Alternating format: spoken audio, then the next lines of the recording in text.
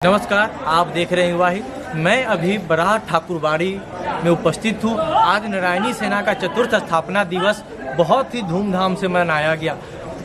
मैं जब यहाँ उपस्थित हुआ तो नारायणी सेना के संस्थापक और संरक्षक अनंत प्रकाश विद्यार्थी जी से जब वार्तालाप हुई, वार्तालाप के दौरान उन्होंने बहुत सारी बातों को उठाया। उन्होंने एक प्रेस रिलीज को भी संबोधित किया और उस प्रेस रिलीज में नारायणी सेना के संस्थापक अनंत प्रकाश विद्यार्थी जी क्या कहते हैं मैं आपको सुनवाता हूँ। देखिए उन्होंने क्या कहा।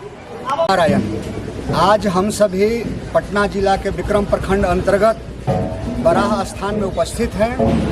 आज ओम नारायणी सेना के स्थापना दिवस का चौथा वर्ष है और इन 4 वर्षों में हम लोगों ने जो महत्वपूर्ण कार्य किया उसका लेखा जोखा आपके सामने रखना चाहता हूँ। सर्वप्रथम इसके पहले आप जान जाएं कि नारायणी सेना की स्थापना कब हुई और कहाँ हुई। नारायणी सेना की स्थापना 26 जून 2017 को पटना जिला के विक्रम प्रखंड अंतर्गत बघाकुल गांव में हुई थी। इस आयोजन के सूत्रधार मुख्य रूप से हमारे प्रिय अंशु जी रहे, जिन्होंने माँ देवी के प्राण प्रतिष्ठा के शुभ अवसर पर कुछ आयोजन ऐसा किया कि भगवत कृपा से इस संगठन का निर्माण हुआ। और 2018 ईस्वी में प्रथम स्थापना दिवस समारोह हम लोगों ने बघाकुल में धर्म संसद के रूप में मनाया, जिसका विषय था धर्म एवं अध्यात्म संरक्षण समारोह। उस आयोजन में दर्जनों संत, जिसमें कई मठों के मठाधीश, पुलिस विभाग से पदाधिकारी, डॉक्टर्स, इंजीनियर्स, किसान एवं अन्य विद्वत जन, शिक्षा क्षेत्र से जुड़े हुए कई स्कॉलर्स, सभी लोगों ने धर्म पर मंथन किया। पूरे एक दिन का कार्यक्रम था जो लगभग 10 घंटे तक चला। उसमें कई चीज़ें उभर कर सामने आई जिस पर हम लोगों ने आगे अक्षरशः कार्य किया। दूसरा स्थापना दिवस समारोह हम लोगों ने 2019 ईस्वी में पटना जिला के बिहटा प्रखंड अंतर्गत पड़री ग्राम में किया। उस दूसरा स्थापना दिवस समारोह को हम लोगों ने श्रीमद् भागवत सप्ताह सह ज्ञान यज्ञ एवं 26 जून को प्रखर राष्ट्र प्रहरी कवि सम्मेलन का आयोजन किया था। उस कवि सम्मेलन में भारत के 6 राज्य से लोग आए और जितने भी कवि थे उन सभी ने धर्म, अध्यात्म, जो भारतीय साहित्य में राष्ट्रवाद है, उन सब पर आधारित अपनी कविताओं से हम लोगों को एक नई दिशा देने की कोशिश की। 2020 से हम लोग कोरोना काल में चल रहे हैं, फिर भी 2020 में संक्षिप्त तौर पर हम लोगों ने वही बिहटा प्रखंड के डिहरी गांव के नारायणी विद्यापीठ में तुलसी रामार्चा पूजा एवं सत्यनारायण भगवान के कथा का आयोजन तीसरे स्थापना दिवस के अवसर पर किया था। और आज चतुर्थ स्थापना दिवस के अवसर पर, जैसा कि आप सभी को मालूम है, हम लोग बराह स्थान में उपस्थित हैं। सर्वप्रथम आपको बता दूं इस कार्यक्रम का जो चौथा स्थापना दिवस समारोह है उसके इतर कि नारायणी सेना के स्थापना का उद्देश्य एवं लक्ष्य क्या है। नारायणी सेना की स्थापना का मुख्य उद्देश्य है सनातन धर्म का संरक्षण एवं संवर्धन। जो हमारी पुरातन संस्कृति है, जो परंपरा है, उससे जो संबंधित धार्मिक प्रतीक है, धार्मिक साहित्य है, उनसे खुद को जोड़ना और लोगों को जोड़ना। मानवीय जो संवेदना दिनों दिन तिरोहित होती जा रही है उससे जुड़ना, एक दूसरे का सहयोग करना, भय का माहौल समाप्त करना। और फिर प्रश्न उठता है कि तमाम तरह के संगठन जब पूरे देश में कार्य कर रहे हैं तो फिर एक और नया संगठन क्यों। हमारा मानना है कि जितना भी संगठन बने वो अच्छी बात है, पर सब में आपसी सामंजस्य हो, सब लोग एक एक ग्रुप बनाकर इकट्ठे होकर जितना भी बन पड़े। जैसे भगवान राम के अभियान में गिलहरी का एक छोटा सहयोग था, उसी रूप में कहा भी जाता है कि यह तन विष की बेलरी, गुरु अमृत की खान, शिष्य दिए जो गुरु मिले तो भी सस्ता जान। उस गुरु के रूप में हम लोगों ने बराह स्थान के श्री श्री 1008 स्वामी पुरुषोत्तमाचार्य जी महाराज को हम लोगों ने माना है। ऐसे गुरु के सानिध्य में रहकर हम लोग धर्म ध्वजा लेकर आगे बढ़ रहे हैं। और जब तपन सूरज में होता है, सहना जमी को पड़ता है, और जब संकट राष्ट्र पे आता है तो जूझना युवा को पड़ता है। वैसे युवाओं की टोली बनाकर, टीम बनाकर हम लोग कार्य कर रहे हैं। एक आम धारणा है, आम बातचीत है कि घर में गार्जियन हो, माँ हो, बहन हो, पिताजी हो, कहते हैं कि अरे का आजकल आप लोग कर रहे हैं। धर्म का एक उम्र होता है, धर्म का उम्र नहीं होता। वृद्धावस्था में हम क्या करेंगे जब हमारा शरीर ही मेरा साथ नहीं देगा, हम कुछ कर ही नहीं पाएंगे, अपना शरीर ही जब बोझ हो जाएगा। तो जब मजबूत कंधों पे जब अपने राष्ट्र के जो जिम्मेदारी है उसको नहीं उठा पाएंगे तो इस मिट्टी के कर्ज को अदा नहीं कर पाएंगे। सनातन धर्म जो संपूर्ण विश्व में फैला था, एक दौर था कि संपूर्ण ब्रह्मांड में सनातन ही सनातन था, लेकिन 1700 ईस्वी के बाद जब देखते हैं कि ईरान, अफगानिस्तान, फिर पाकिस्तान, बांग्लादेश सब हमारे देश के हिस्से थे, एक एक कर कर धर्म के आधार पर बंटते गए।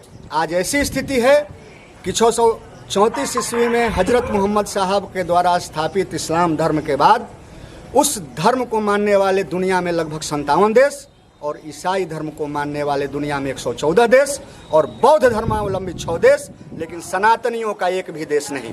अगर हमारा देश है तो संवैधानिक तौर पे हम लोग एक सेकुलर कंट्री हैं, धर्मनिरपेक्ष राष्ट्र है एक। सनातनी और अपने आप को हिंदू राष्ट्र नहीं कह सकते। कई तरह की समस्याएं हैं, राजनीतिक समस्याएं हो सकती हैं अपनी, लेकिन आज अपने वजूद की लड़ाई है।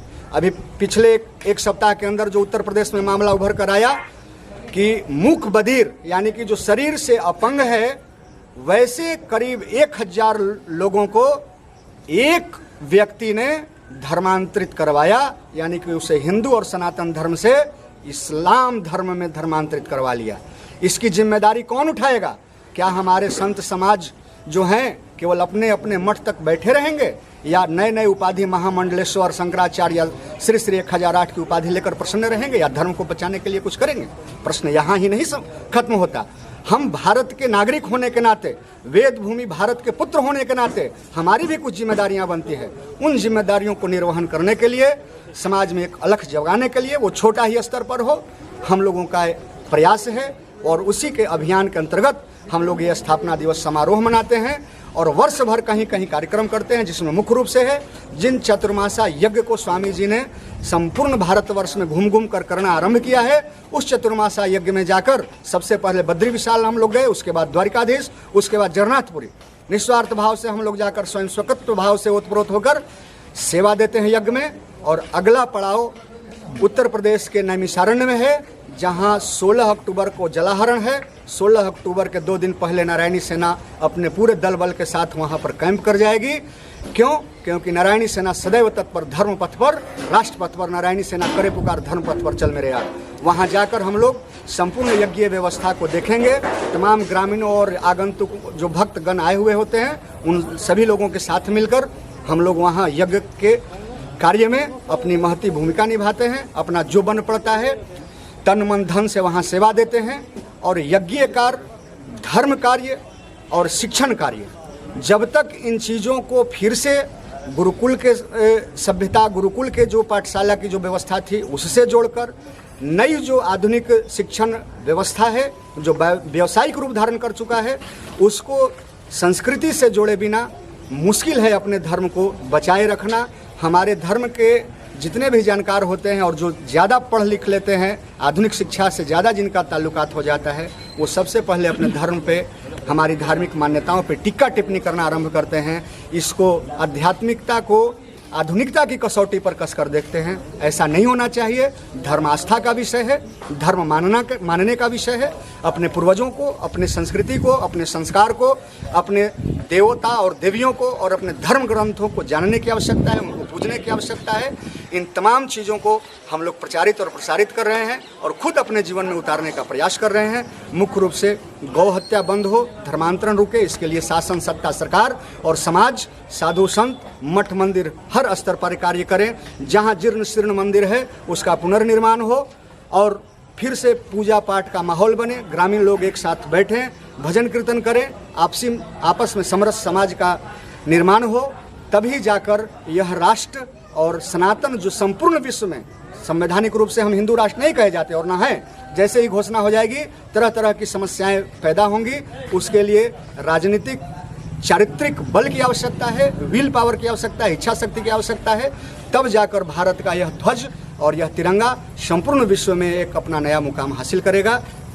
बस कुछ इन्हीं चंद शब्दों के साथ आज नारायणी सेना का जो ब्रीफ था, जो आपके लिए प्रेस रिलीज था, अब आपका कुछ प्रश्न है तो पूछ सकते हैं। आपने धर्मांतरण के विषय पे अपने संबोधन में जिक्र किया प्रेस रिलीज के दौरान।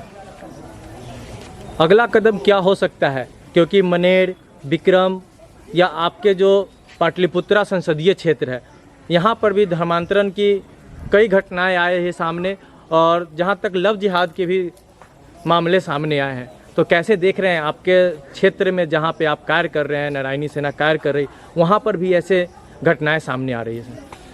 धर्मांतरण कर कौन रहे हैं, धर्मांतरित हो कौन रहे हैं, और धर्मांतरण करने के लिए प्रचार और प्रसार कौन कर रहा है, ये तीन चीज़ों को जब तक चिन्हित नहीं कर लेंगे तब तक इस पर रोक नहीं लगेगा। न केवल पाटलिपुत्रा का क्षेत्र या जिस क्षेत्र में हम लोग काम कर रहे हैं वहाँ धर्मांतरण हो रहा है, वरन संपूर्ण भारत में धर्मांतरण का कार्य जोरों पर है। आप किसी भी देश के कोने में चले जाएं, विक्रम या मनेर ये तो हम लोगों के नज़दीक है इसलिए जान रहे हैं। सबसे पहले क्या होना चाहिए कि कहीं भी वो बाहरी लोग आ रहे हैं तो रेंट पे कमरा लेते हैं।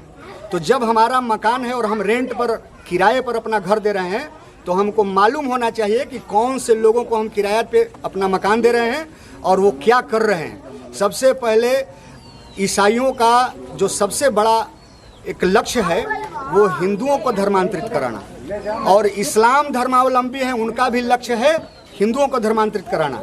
ईसाई क्यों नहीं इस्लाम धर्म मानने वालों को या जिहादियों को धर्मांतरित कराते? सबसे सॉफ्ट टारगेट हिंदू ही क्यों है? इसलिए हिंदू सॉफ्ट टारगेट है कि हम ज़्यादा सरल हैं, ज़्यादा लिबरल, ज़्यादा उदार हैं। सबसे पहले अपने आप को, जो भी धर्म को थोड़ा जानता और समझता है, उसको, जो निचला वर्ग है, जैसे आदिवासी क्षेत्रों में बहुत सारे संगठन कार्य कर रहे हैं, जो गरीब गुरबों का, झुग्गी झोपड़ी का जो इलाका है, वहाँ पर वो प्रलोभन देते हैं, धन का, संपदा का, संसाधन का, खाने का सामान ले जाते हैं, रंगीन टीवी दे रहे हैं, साइकिल दे रहे हैं। तो क्या हम एक कुछ दिनों के किसी के बहकावे में आकर, किसी के लोभ में आकर अपने धर्म को बदल लें? तो एक व्यक्ति या एक संगठन प्रचारित और प्रसारित कर सकता है, चीज़ों को जागरूकता ला सकता है। हम अगर पड़ोसी हैं, हमारे बगल में कुछ उस तरह का एक्टिविटी दिखता है तो उसको हम लोगों को सूचित करें। हम अपना नंबर जारी करते हैं आपको, 9835659878। इस नंबर पे कहें कि कहाँ पर धर्मांतरण हो रहा है, हम लोग जाएंगे। अभी बिहटा में भी सुनने में आया कि कुछ लोग ईसाई धर्म का प्रचार कर रहे हैं, कह रहे हैं कि अगर चंगाई सभा में आइएगा तो आपको घर मिलेगा, गाड़ी मिलेगा, बहुत बड़ा प्रलोभन। तो चंगाई सभा में प्रार्थना करके रोग और दुख को दूर करते हैं। और एक तरफ सनातन धर्म में साधु संतों द्वारा जो मंत्र के माध्यम से और जो हवन के माध्यम से आवाहन किया जाता है भगवान को, उसको लोग अंधविश्वास कहते हैं, और दूसरी तरफ वही चंगाई सभा कर उसको अपना विश्वास का बात कहते हैं। तो ये दोहरा चरित्र नहीं चलेगा। और जो मुख्य बधिर का जो 1000 जो मुख्य बधिरों का मामला आया है, पूरे देश में यह काफ़ी एक गंभीर चिंतन का विषय है कि जिसको हम लोग दया के भाव से देखते हैं, जिसको हम लोग एक प्रेम के भाव से देखते हैं, उसके ऊपर धार्मिक षड्यंत्र के तहत उसका धर्मांतरण कराना, इसके लिए हम लोगों सबको मिलकर जागरूक होने की आवश्यकता है। और लव जिहाद का जहाँ तक प्रश्न है, लव जिहाद वास्तव में कितनी गंभीर समस्या है, इसका अंदाज़ा इसी से लगाया जा सकता है कि पूरे भारत का अगर केस उठाकर देखा जाए थाने से लेकर, तो देश का कोई भी हिस्सा ऐसा नहीं बचा होगा जहां पर 2-4 केस ऐसे नहीं आ जाते। वो लोग वेल प्लान्ड कार्य कर रहे हैं। ईसाइयों के द्वारा जोशुआ प्रोजेक्ट, जो प्रलोभन देकर कार्य करते हैं, इस्लाम के द्वारा जो तलवार के बल पर जो उनका आरंभ रहा, सबसे पहले 712 ईस्वी में जब भारत के ऊपर मुसलमानों का आक्रमण हुआ मीर कासिम के द्वारा, 1000 ईस्वी में गजनी आया, फिर गुलाम वंश आया, तो उन लोगों का मुख्य लक्ष्य होता था धन संपदा लूटकर चला जाना और यहाँ पर धर्म को प्रचारित और प्रसारित करना, सत्ता संचालन करना उनका मुख्य लक्ष्य नहीं रहा। ईस्ट इंडिया कंपनी भी जब आई तो गोवा में जो सबसे पहले उन्होंने अपना सबसे बड़ा चर्च बनाया, आज भी चर्च बन रहे हैं हमारे क्षेत्र में। जिधर भी देखिए बहुत गंभीर समस्या है, देखने की आवश्यकता है कि आज विक्रम और पटना कहीं भी देखिए वो आबादी को बैलेंस कर रहे हैं, वो अपने जनसंख्या को बैलेंस कर रहे हैं। जनसंख्या घनत्व उनका तेजी से बढ़ रहा है, सो अलग है, और आबादी को बैलेंस इस रूप से कर रहे हैं कि विक्रम का गोरखरी गांव हमारे साथ है, गोरखरी के इष्ट मित्र भी लोग हैं, गार्जियन भी हैं।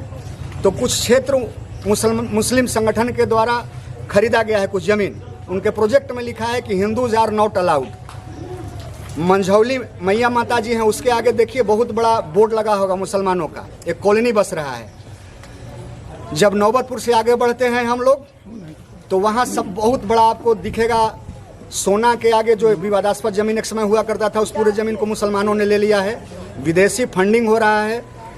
बिहटा के चारों तरफ इलाके में मुसलमानों के द्वारा अगर डायरेक्ट कोई ज़मीन नहीं दे रहा, हमको ये भी देखना है कि ज़मीन बिक्री कर रहे हैं, ज़मीन बेच रहे हैं, तो आखिर हम ज़मीन दे किसको रहे हैं। अगर डायरेक्ट मुसलमानों को ज़मीन नहीं दिया जा रहा है, उनको संगठनों को, तो हमारे हिंदू भाई बंधु को एजेंट के तौर पे, यानी कि ज़मीन का जो शब्द यूज कर रहे हैं उसको अन्यथा न लेंगे, दलाली के तौर पे मोटी रकम देकर कमीशन के रूप में, और जो ज़मीन ले रहे हैं उससे वो अपना बैलेंस कर रहे हैं कि कभी वो स्थिति में। और जानकर आपको ताज्जुब होगा कि हमने एक वृद्ध मुसलमान को बिहटा में ही बोलते सुना कि अरे इतना बड़ा बड़ा मकान बन रहा है, सब हमारे बाल बच्चों के लिए ही तो है।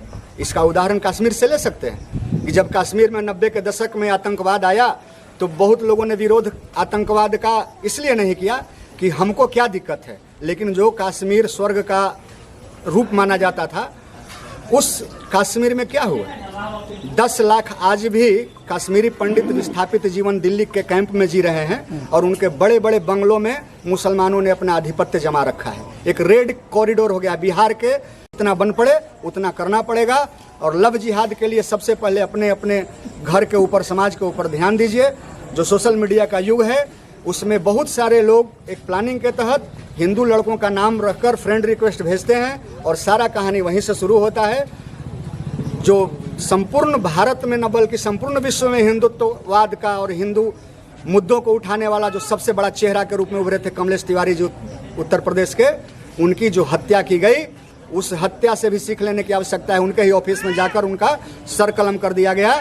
वो लोग भी फेसबुक पे सबसे पहले हिंदू लड़का का आईडी बनाकर फ्रेंड रिक्वेस्ट भेजे और 3 साल तक उनसे जुड़े रहे और साधु का भेष बनाकर, भगवा वस्त्र पहनकर उनके ऑफिस में आकर उनकी हत्या की गई। ये समझने की आवश्यकता है कि छोटी छोटी राजनीतिक संगठन और संगठन बनाकर कोई कौन सा आर्मी चला रहा है, कोई कौन सा संगठन चला रहा है, और भीम और मीम की बात कर रहे हैं, यानी कि दलित और मुसलमान को एक होने की बात कर रहे हैं। आज पूर्णिया में दलित बस्तियों के ऊपर मुसलमानों के द्वारा उनके घर को जला दिया गया और बेटी बहनों की इज्जत लूट ली गई, तो कोई भी दलित का नेता बोलने नहीं आया। कोई दलित नहीं और कोई अगड़ा नहीं, सब लोग सनातन धर्म के मानने वाले हैं। कोई उनसे धार्मिक स्तर पर भेद नहीं होना चाहिए, रहन सहन के स्तर पर भेद नहीं होना चाहिए। उनसे जुड़िए, उनके घर में सत्यनारायण भगवान का कथा कराइए, उनसे मिलिए, उनसे बात करिए।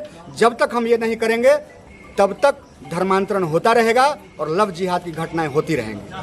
संस्कृति से जुड़े हुए उसको उठाया। उन्होंने कहा कि जब तक हम थोड़े सी लालच के लिए अपने धर्म से दूर नहीं जाएंगे, तब तक हमारे शहरों में, पूरे भारत में धर्मांतरण होते रहेंगे। आखिर क्या वजह है जो धर्मांतरण हो रहे हैं? इसके पीछे जब तक हमारे मठाधीश के लोग जाकर तह तक नहीं समझेंगे, ऐसे ही सनातन संस्कृति लोलुप होती रहेगी, लोग उसके घटते रहेंगे और धर्मांतरण जोरों शोरों से चलता रहेगा। वहीं पर लव जिहाद का भी मामला उन्होंने उठाया और कहा कि आए दिन ऐसे थानों में, हर एक थानों में ऐसा देखा जा रहा है कि लव जिहाद हो रहे हैं और इसके पीछे भी कहीं ना कहीं ईसाई मिशनरीज, जो तमाम मुसलमान के संगठन है, वो सक्रिय हैं और सक्रियता को कैसे रोका जाए, इन्होंने इस विषय भी प्रकाश कर डाला।